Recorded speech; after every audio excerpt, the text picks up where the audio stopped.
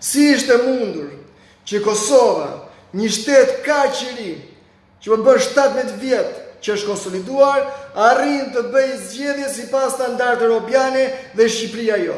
Në Kosovë zgjedhjet nuk kontestohen, nuk flitet për shitblerje votash, nuk flitet për shantazhim, nuk detyron njerëzit të bëjnë gjëra që nuk do t'i bëjnë. Dhe mbi të gjitha janë zgjedhje të cilat pranohen nga të dy krahët politik. Si ishte mundur kjo në Kosovë dhe në Shqipëri jo? Se në Shqipëri, e cila gjithmonë që bën zgjedhje, o do flitet për vjedhje, o do flitet për shantazhim, o do flitet për kontestim, o do kërkohet hap ekzekutive, të cilat janë zgjedhje që nuk pranohen asnjëherë nga të dy krahët politik. Si ishte mundur që Shqipëria, e cila është një shtet i konsoliduar në krahasim me Kosovën, nuk arri dot të bëjë një palë zgjedhje të lira dhe të ndershme, të cilat të pranohen nga të dy krahët politik.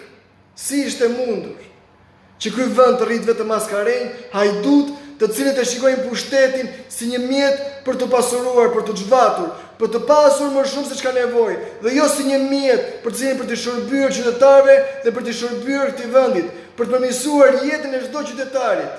Si ishte mundur që ne nuk arrim dot të marrim një shembull shumë të thjeshtë siç bën Kosova, të cilët bëjnë zgjedhje sipas standardeve europiane dhe në Shqipëri jo.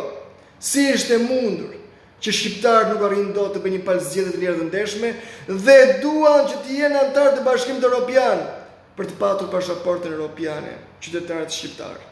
Por ndoshta shqiptarët 40 vjet nuk votuan dhe nuk ja dinë rëndësinë dhe vlerën e votës në krahasim me kosovarët.